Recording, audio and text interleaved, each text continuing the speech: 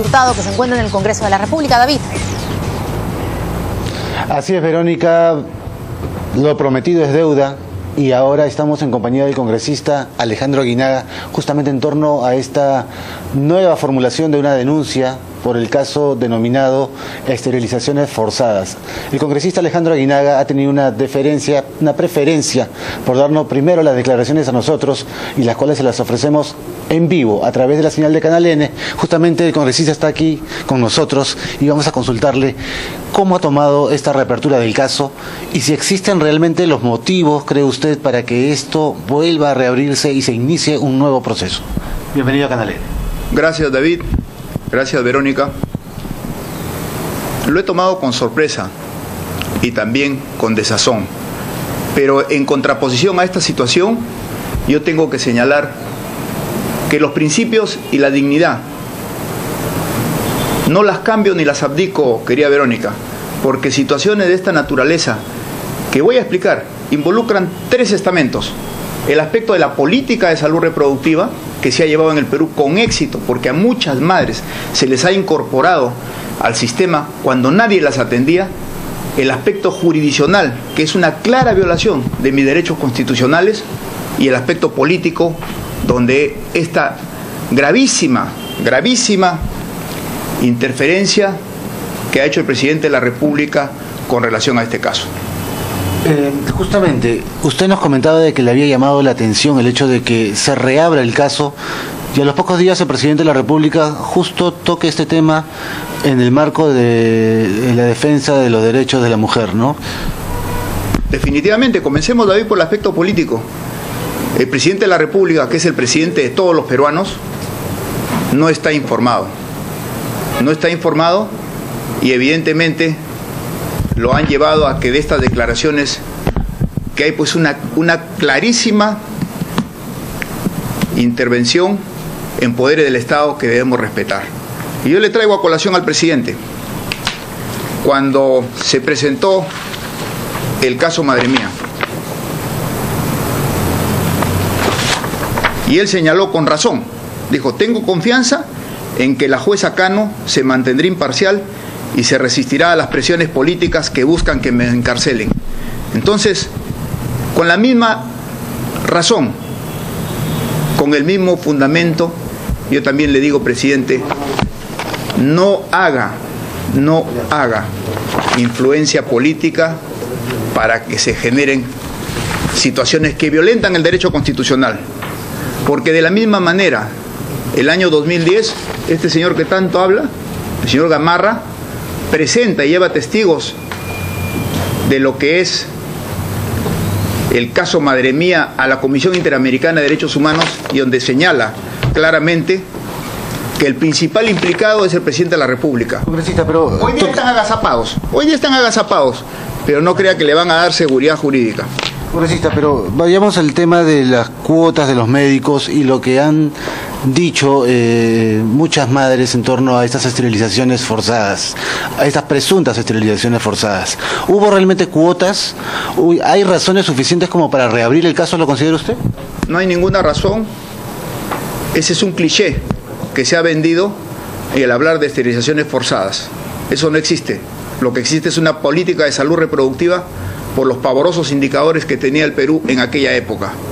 Y hoy día escuché a la ministra Jara cuando dijo: yo nací en una zona rural sin asistencia. Bueno, pues ese era uno de los grandes problemas del Perú, la falta de parto institucional, justamente, que traía como consecuencia mortalidad materna, mortalidad infantil. Las elevadísimas tasas de mortalidad materna que ha tenido el Perú, donde una madre se moría cada 5 horas por causas perfectamente prevenibles. La elevada tasa de mortalidad infantil, ¿como consecuencia de qué? De que la multiparidad y los periodos intergenésicos, o sea, entre niño y niño, cortos. Y las madres del Perú tenían que ser incorporadas porque tenían un derecho. La Encuesta Nacional de Salud y Demografía establecía que el deseo que tenían era 2.2 hijos, pero que la realidad en el medio rural era 8,9.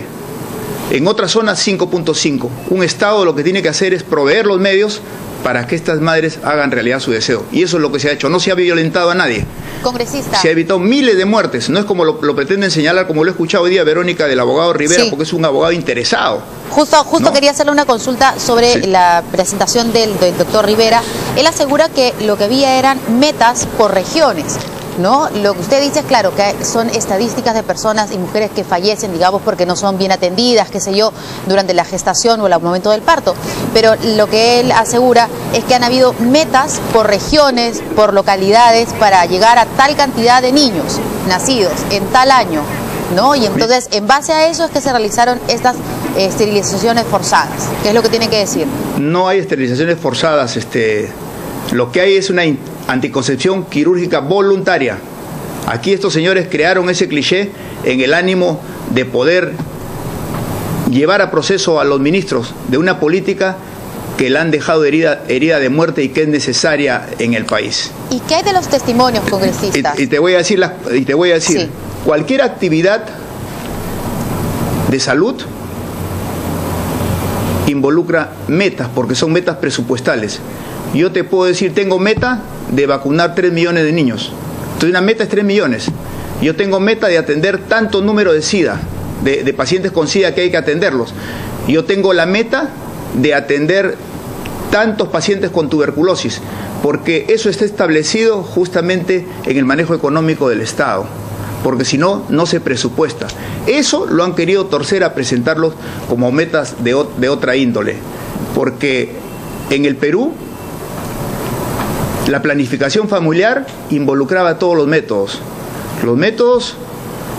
de inyecciones, que teníamos al año 460.000 aproximadamente, los métodos de las pastillas, que teníamos un poco más de 300.000 al año, los métodos que se llaman de barrera, que tiene que ver pues justamente el condón, las espumas, los métodos, los dispositivos intrauterinos, los métodos quirúrgicos, que no hemos tenido capacidad para satisfacer demanda. La demanda era 540.000 en un año y nosotros no podíamos hacer más de 50.000 en los establecimientos, que está claramente señalado justamente en la encuesta nacional de salud y demografía que salió en el gobierno de Toledo, que no tiene pues ninguna afinidad con nosotros, y ahí se vio que el 97% de las intervenciones quirúrgicas se han hecho en hospitales del MINSA, centros de salud, en hospitales de e-salud y en clínicas privadas. Sí. ¿Y qué hay de los Ese solo hecho descarta cualquier situación de violencia que se pretenda generar. Y los testimonios, congresistas, los testimonios de mujeres que aseguran tener, digamos, y que se vieron en algún momento ya hace algunos años y que ahora están esperando que se tomen en cuenta, los testimonios de mujeres que no sabían a qué estaban yendo y finalmente fueron esterilizadas. Eso, las normas, Verónica, las normas de planificación familiar, los manuales de AQB, los manuales que tienen que ver justamente con todos los diferentes métodos, y específicamente en las anticoncepciones quirúrgicas voluntarias, establecían consejerías y doble consejería. De no haber existido todos estos manuales, es evidente que pudieran haber dicho los empujaron o los violentaron. La Defensoría del Pueblo, que estudió y que es la que defiende los derechos humanos de la población, encontró 152 casos que no tenían el consentimiento informado. Eso no quiere decir que estábamos en una política pues compulsiva, llena de maldad y con el deseo pues de atentar contra los derechos humanos o hacer lesa humanidad. O sea, prueba de ello, querida Verónica, sí, solo prueba hubo de ello, errores, permíteme. dice usted. ¿Perdón? Solo hubo errores, dice usted, entonces. Pero los hemos reconocido, todas las políticas tienen errores. Tú vas a sacarte una muela, muchas veces te mueres en la anestesia. O te vacunamos a alguna gente y también no le cae bien la vacuna. Los actos médicos no están exentos justamente de complicación y fatalmente en algunos casos de muerte. Mira, contra lo que ha señalado Rivera, aquí tengo, después de 9 años de investigación con todas estas personas que dicen que han declarado, y lo voy a demostrar, señala, resuelve, no hay lugar a formular denuncia penal contra Eduardo John Mota, Marino Costa Bauer, Alejandro Aguinaga, por la presunta comisión de los delitos contra la humanidad en la modalidad de genocidio y tortura. delito contra la libertad en la modalidad de secuestro y coacción, delito contra la vida, el cuerpo y la salud en la modalidad de lesiones graves y lesiones seguidas de muerte, delito contra la tranquilidad pública en la modalidad de asociación ilícita para delinquir. Y señalan todos los nombres, que son los mismos que ha puesto en esta resolución, y yo se lo he mostrado a David, que los han puesto en desorden. Luego viene la resolución fiscal, del fiscal superior, de la misma manera, dice: las intervenciones quirúrgicas en el marco de la ejecución del programa de planificación familiar y salud reproductiva no pueden ser consideradas como graves violaciones de los derechos humanos de acuerdo a las consideraciones del derecho internacional, pues no fueron cometidas como parte de un ataque generalizado o sistemático realizado con la participación o tolerancia del poder político. Sí. Y luego, la fiscal de la Nación.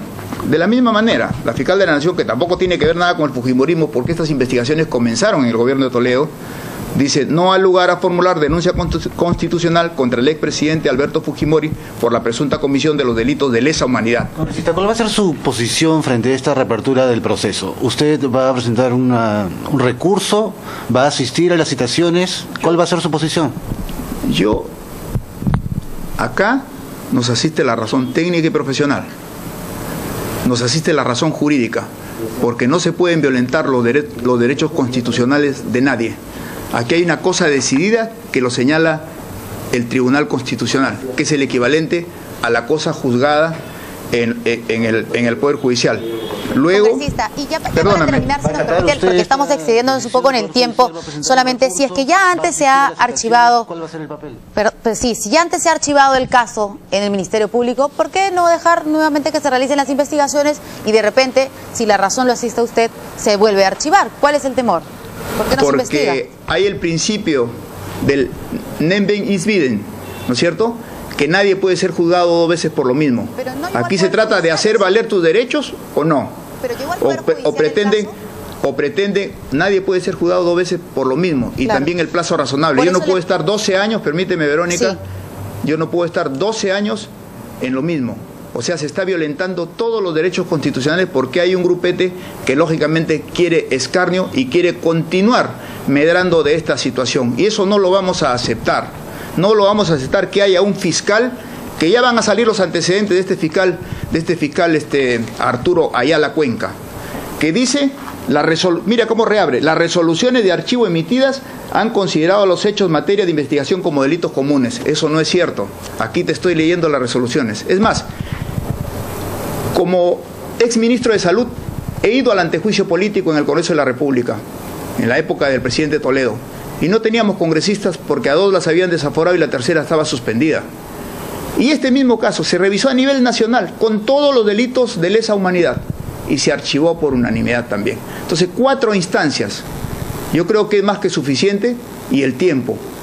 No, reitero, nos asisten razones profesionales, nos asisten razones jurídicas y rechazamos las razones políticas que se pretendan dar porque somos una bancada de oposición. Y si pretenden acallar al vocero del grupo de oposición más importante, no lo van a lograr, querida Verónica, porque las denuncias que hemos hecho gravísimas de corrupción, que involucran al hermano del presidente de la República, ¿no es así?, y que no se han investigado porque no ha venido nunca al Congreso, las denuncias que hemos hecho contra la ministra de Justicia, y que se siguen reiterando las situaciones. Hemos visto la fiesta inolvidable en Castro. ¿Se ha tomado alguna medida? Pero sí se tomó la medida abusiva de ir cuando Alberto Fujimori estaba postrado en una clínica a tomarle fotos para pretender desacreditar y presentarlo como que hay realmente una cárcel dorada. Bueno, esos excesos no los vamos a permitir. Lamentablemente, congresista, de mi situación legal, no lo voy a permitir. Ya no tenemos más tiempo.